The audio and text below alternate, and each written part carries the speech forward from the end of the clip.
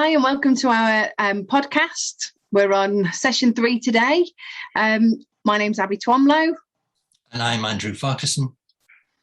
So what have you been looking into this week, Andrew? What are we talking about this time? I don't know whether we're going to talk about it, but just something interesting happened the other day that I think I mentioned before, that I get alerts to do with hypnosis, hypnotherapy and therapies in general. One of them came up and it was sort of highlighted, hypnotherapy versus therapy. And that sort of got me thinking for a moment. I thought, well, are they not both therapies? What do they mean, versus?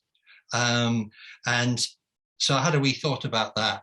I don't know if you've ever thought about there being a battle between It's something you see. It's something that you see on quite a regular basis, really, in articles and in other podcasts, or on YouTube and things. There's this distinction between hypnotherapy and other kinds of therapy. But you're right. The reality is that hypnotherapy is a kind of therapy, so they all come under one bracket. So I'm not kind of sure how it's earned itself this separate badge, really, because it is just a different way of doing therapy. But so is CBT, so is counselling, so is NLP, all those other things out there. They're all different kinds of therapy. Yeah. And it's not like all the other therapy is different, because lots of those types of therapy incorporate hypnotherapy, particularly NLP, doesn't it? That incorporates bits of hypnotherapy. And I know that you were saying that you'd read a really interesting piece of research about hypnosis or hypnotherapy being used alongside other pieces of therapy, weren't you? Obviously, the so-called talking therapies and what the medical establishment, particularly in Britain, means by talking therapy is usually CBT. CBT can be very useful, and it can help, and it does help a lot of people. But the research that I've looked at, and it's more than one piece of research, says that incorporating hypnosis or hypnotherapy into CBT, so effectively having a cognitive behavioral hypnotherapy or cognitive hypnotherapy, enhances the CBT quite a bit, right across the spectrum of issues that CBT is used for. It's also the same with other so-called therapies, but it's really what you mean by the word therapy. There's all sorts of different therapies. Some work better for some people than others. And usually the reason for that is not necessarily because of the therapy as such, it's because of the individual, whether they take to something better. Again, like with hypnotherapy, some people are said not to be able to work with hypnotherapy. They can't be hypnotized and so on. But everybody can be. It's just whether they want to be and they work with it. And it's the same choice, isn't it? It's something you have to choose to do. That's like saying you can't. There's certain people that just can't relax, and that's not true. Anybody can relax under the right circumstances, and that's all hypnotherapy boils down to, really, isn't it? As a state of relaxation. But it's interesting what you were saying about different kinds of therapy, because I think in general, when you ask somebody what therapy means, they presume that they kind of envisage something about sitting in a room with somebody with a clipboard and talking about their past and how they feel about things, and it being quite an upsetting thing or quite an emotional thing. And actually, a lot of the time, that's not what therapy looks like these days, is it? Particularly with what we do, because we work on that cognitive basis. And if you're not sure what I mean by cognitive, that's your thinking processes. So the way that you think much more than the way that you feel, because it's your thinking that leads to those feelings. You have to have thoughts to create feelings in the first place. So both you and I, Andrew, work on that cognitive basis, don't we? And sometimes I do the cognitive type therapy without the hypnotherapy. Actually, I don't always do hypnosis. But I am increasingly finding that the hypnosis boosts or speeds up or promotes what you're teaching somebody in the cognitive aspect of it, which I know is largely what you do, isn't it? You class yourself as a cognitive hypnotherapist. And we both do that, but I think I sort of, my services kind of offer it as I do the cognitive thing, and then if people want the hypnotherapy on top of that, I kind of offer that. The hypnosis part can enhance, it can boost, and generally I find sort of speed up the process. Am I right in thinking? I'm right in thinking that there's been research done around the sort of cognitive hypnotherapy, and it's shown that you need much fewer sessions as well, isn't it? There's some therapies out there that are known as the 1,000-hour therapy, and you don't know how long you're going for, or you have to keep going for a long time. Whereas I think the research into cognitive hypnosis or hypnotherapy shows that actually you don't need many sessions at all, do you? Not compared to things like counselling or psychotherapy, etc. Maybe 5, 6, 7 sessions, something like that. Occasionally a few more. But if you relate that to counselling, which can go on for years, and sometimes twice a week, then it's really quick. And it also really helps the person to feel that they're in charge of what they're doing. Yeah, cognitive hypnotherapy, the type that hypnotherapy I use, we use sort of applied positive psychology in the first part of the session, and the second part of the session is the hypnosis element of it, which reinforces, enhances, boosts what we've done in the first part of the session. So the applied positive psychology, which we both use, I feel like we probably should explain that a little bit, is about making sense of how you think, isn't it? About understanding how your brain works, how it creates these thoughts, how it creates those feelings, and whether you're doing that in a helpful way to yourself, isn't it? It's about giving you control over those thoughts and those feelings, rather than just feeling like those thoughts come out of nowhere, or those feelings just happen to you by accident, or just by chance, or actually a lot of the time by circumstance, isn't it? We kind of feel like feelings that happen come from circumstances that we're in or situations we're in, and the reality is that they don't. So when we're talking about applied positive psychology or the cognitive aspect of this, it's about understanding yourself to such an extent that you can take control over that, isn't it? So that's very much in your conscious thinking, isn't it? In your conscious mind. And then the hypnotherapy deals with the subconscious part of the mind, doesn't it? Yes, and so you get to coin a phrase, the best of both worlds, which is really powerful, what we both teach, because that's what we do. We teach people how to take control of their feelings, their thinking, etc., as opposed to doing something to them. We don't. We do teach people to take control of their feelings and their thoughts, because a lot of people feel that things just happen to them, that they have no control over what happens in life. And that's because of the way we think. Yes, things do happen that we don't have any sort of like physical control over, but it's the way that we respond, the way that we react to those situations that determines how we feel about them. And how does the hypnotherapy enhance that, do you think? Well, one is it allows the processes through the cognitive element of what we've talked about to establish themselves in a quicker way, because otherwise you have to sort of practice a lot of things quite a lot. Yeah. Because you can't just go from one session, not do anything yourself, because it's to another, and then just hope that you're going to get a speedy recovery. Because it's about changing the patterns in your brain as well, isn't it? It's about building better habits. And the reality is you can change a habit really quickly. It takes between 2 to 4 weeks, but you have to do that quite persistently.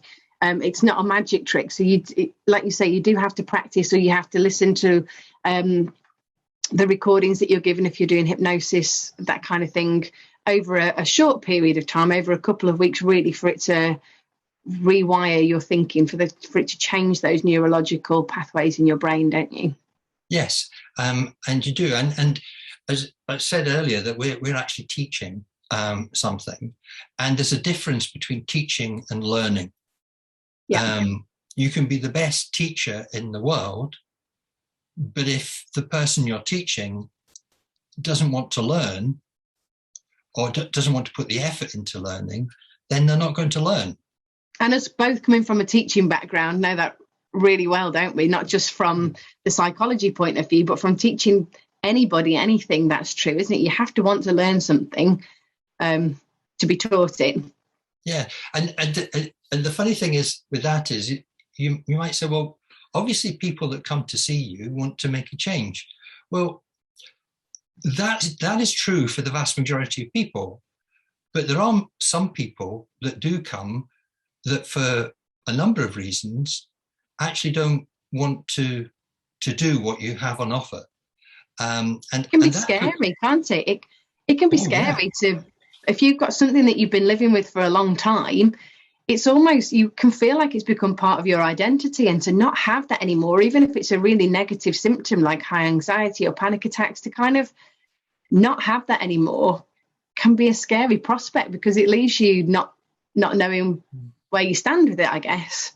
Yes, that's right. And in other situations, for instance, if somebody was to come, I don't know, they want to lose weight or stop smoking, or sort of the conventional things that people think about with hypnotherapy, if they might have actually been bullied into coming by their partner or friends and family, and they don't really want to do that. They're quite happy with how they are, and it's more of a should than a want, isn't it? Yeah, and if you feel you should or you ought to do something, that in itself generates a lot of anxiety and resistance, and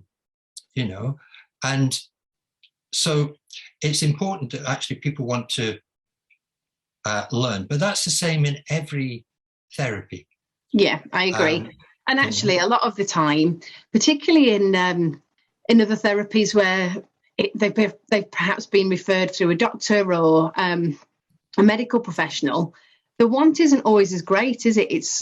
It's more of a, you've been sent there to achieve something, almost whether you want to or not, really. This idea of hypnotherapy against therapy, I think is nonsense, definitely. Complete nonsense. And as we say in Scotland, it's complete mince. I heard that one before. Yeah, it is an educational program. This. Utter tosh. That's what we have down here. Yeah, and yes, and I did also have a quick look online to see about this versus therapy business. One of the things I came across was the 3 things that hypnosis cannot make you do, or you can't do, no matter how talented you are as a hypnotherapist. And the first thing is, you can't hypnotize a robot as you would a human being. Now, I'd probably go along with that. But I dare say some of the more advanced AI type of robots, maybe you could. I don't know. I've never actually tried it, and I probably won't. Likewise. Yeah. The second thing it said here, and well, I'll see what your thoughts are on this, Abi. It says, hypnosis cannot help people recover from cancer or other diseases. Oh, no, I don't agree with that. I would, if it said it can't cure somebody of cancer, I would agree with that. But recover from cancer, I don't agree with, because actually there's a lot that hypnotherapy can do to improve your overall health, especially if you are recovering. It can improve your mindset, your level of positivity, your energy levels. There's lots and lots of ways that it can help you to recover, without a doubt. And no, I don't agree with that one at all. What do you think? I'm with you, and I don't agree with that, because I mean, even if you just take it from the point of view that obviously people who've had cancer or other long-term illnesses, they might be anxious that it might come back again, or they're not going to recover properly. Well, if you can help with the anxiety, then that will actually help. And there's research into this as well. It will actually help with the physical recovery. Yeah, and even just pain management. If there's certain levels of pain, you know, we deal with chronic pain a lot, don't we, in our job? Yes, yeah. And hypnotherapy is proven to be really effective with pain. And even if you've got a terminal illness, then hypnotherapy isn't going to help that terminal illness. It's not going to cure you, but you can definitely manage it, manage how you feel about it, manage the levels of pain with hypnotherapy quite effectively. That's right. And the third thing is that hypnosis has no use in changing the appearance of someone. No, I don't agree with that one either. I mean, you can't shrink my nose or make my teeth whiter. However, if I came to you because I wanted to lose weight or even stop smoking, you know, we know that smoking impacts your physical appearance, then it definitely works for those things. And even if it's just that you're coming for stress relief or confidence boosting, just the way that you hold yourself and your face, dare I say it. There's a brilliant quote by Roald Dahl. What does it say? And it talks about sunshine coming out of your face. If you have happy feelings, then the sunshine comes out of your face and you look beautiful regardless. And I think that's quite a nice analogy. I don't think it's about changing your physical features, but actually how you hold yourself and how you feel in yourself definitely reflects on the outside, and hypnotherapy has a massive impact on those things. Yeah, I definitely agree with that. And so out of those three things that apparently hypnosis can't do, we only agree with one of them, and that's about the robot. And we're not probably 100% sure on that either. But I've never tried, but we're never likely to find out. Never tried. There's a challenge for somebody. But yeah, the other two, and perhaps that we could in future sessions talk about specific areas that hypnosis, cognitive hypnotherapy can help with, and how they help as well. Yes. Be interesting. And that would certainly take in account the 2 and 3 of those, what we can't do with hypnosis. But it was quite a while ago when you were saying about whether I also just use the cognitive element of the therapy as opposed to the cognitive hypnotherapy together. And I do at times. And some people will say to me, well, I don't want to do the hypnosis because they don't feel so sure about it. And that's fine. I just say it'll probably take you a little longer to do. And you have to work a bit hard. You have to work a bit harder at it, don't you? Because you still have to embed it in your subconscious for it to be long lasting. So you have to kind of work at that. And I guess I do that probably more than you with the cognitive, because I almost offer it as a separate service a lot of the time. Because some people don't want the hypnotherapy aspect, just like you were saying then. And it does, as long as people are prepared to put the effort in, then the success rates of it are phenomenal, with or without the hypnotherapy. But the hypnotherapy almost makes it a bit easier, doesn't it? And it just kind of gets those things to stick in your brain without you having to work so hard at them. So I think with or without the hypnotherapy aspect, the cognitive side of it is really important, which is why we both class ourselves as cognitive hypnotherapists, and we do, like you say, the best of both worlds, don't we?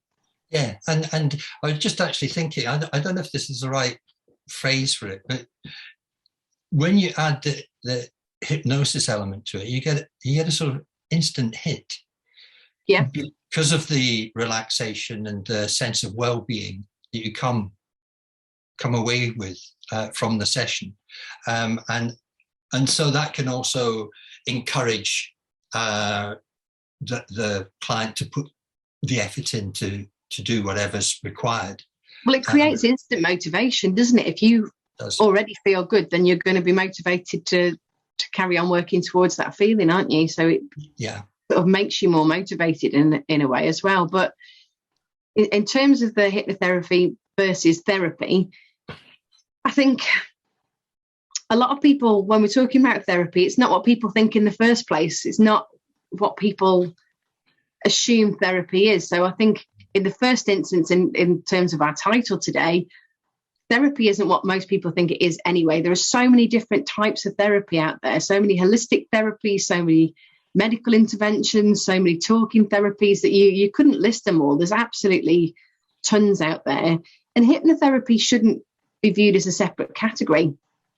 They're all therapy types, and some are more effective than others. But I guess what we should say is that hypnotherapy is proven to be one of the most effective type of therapies, isn't it? Particularly the cognitive hypnotherapy. And actually what you were saying earlier about hypnotherapy alongside other types of therapy has proven to be quite impactful as well. That's right. And anybody can go and look up the research, just Google the research. That's another point, actually. I think a lot of people are actually surprised. There's a lot of research into hypnosis. And I think we mentioned this in our first session of these. I can't remember. It was like 250,000 pieces of research. It's scientific research as well, isn't it? It's not anecdotal, it's scientific research. Because again, with hypnotherapy, I think the first thing that jumps to people's mind is some kind of stage hypnosis that they've seen. And it's not the same. No, it's not.